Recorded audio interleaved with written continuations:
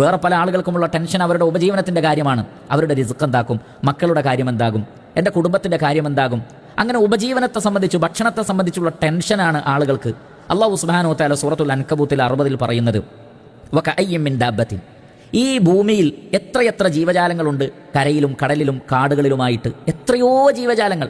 ലാ തഹ്മിലു റിസ്ഖഹ, അവർക്കുള്ള ഭക്ഷണം നിങ്ങളാണോ കൊടുക്കുന്നത്? എന്തിനാണ് നമ്മൾ ടെൻഷൻ അടിക്കുന്നത്? അള്ളാഹു ചോദിക്കുകയാണ്.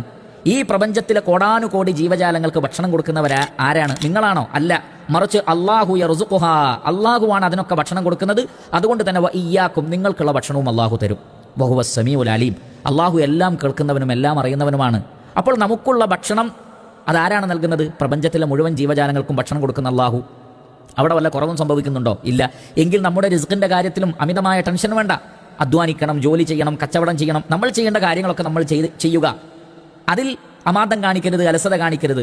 എന്നാൽ റിസ്ക് അല്ലാഹു സുബ്ഹാനഹു വ തആല നമുക്ക് നൽകുന്നതാണ്. ഇമാം ബുഖാരി അദ്ദേഹത്തിന്റെ സ്വഹീഹിൽ ഉദ്ധരിക്കുന്ന ഹദീസിൽ കാണാം, നബി സല്ലല്ലാഹു അലൈഹി വസല്ലം പറയുകയാണ്, ഇന്ന അഹദക്കും യുജ്മഉ ഖൽഖുഹു ഫീ ബത്നി ഉമ്മിഹി 40 യൗമൻ സുമ്മ യകൂനു അലഖതൻ മിസ്ല ദാലിക് സുമ്മ യകൂനു മുദ്ഗതൻ മിസ്ല ദാലിക് സുമ്മ യബ്അസു അല്ലാഹു മലക്കൻ ഫയുഅ്മറു ബി 4 കലിമാത്തിൻ വയുഖാലു ലഹു ഉക്തുബ അമലഹു വറിസ്ഖഹു വഅജലഹു വശഖിയ്യുൻ ഔ സഈദ് സുമ്മ യുൻഫഖു ഫീഹി റൂഹ്.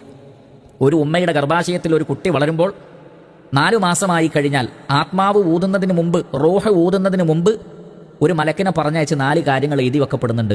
ആ വ്യക്തി എത്ര കാലം ജീവിക്കും, അയാളുടെ ഉപജീവനം എന്തായിരിക്കും, സ്വർഗത്തിലാണോ നരകത്തിലാണോ തുടങ്ങിയ കാര്യങ്ങൾ. അപ്പോൾ നമ്മൾ ജനിക്കുന്നതിന് മുമ്പ് തന്നെ, നമ്മുടെ ആത്മാവ് ഊതപ്പെടുന്നതിന് മുമ്പ് തന്നെ നമ്മുടെ ഉപജീവനത്തിൻ്റെ കാര്യം അള്ളാഹു തർത്തീബാക്കിയിട്ടുണ്ട്. അത് ഒരു നിലക്കല്ലെങ്കിൽ മറ്റൊരു നിലക്ക് നമ്മിലേക്ക് വരും. അത് പൂർത്തീകരിക്കാതെ ഒരാളും മരിച്ചു പോവുകയില്ല.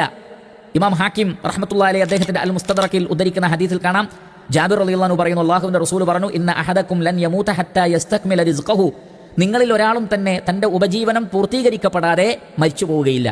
അപ്പോൾ മരിക്കുന്നതിന് മുമ്പ് നമുക്ക് എത്രയാണ് ഭക്ഷണം എന്നത് അള്ളാഹു കണക്കാക്കിയിട്ടുണ്ട്. നമ്മുടെ മക്കളുടെ ഭക്ഷണം ഒക്കെ റബ്ബ് കണക്കാക്കിയിട്ടുണ്ട്. അമിതമായ ടെൻഷൻ, ഉത്കണ്ഠ ആ വിഷയത്തിൽ ആവശ്യമില്ല.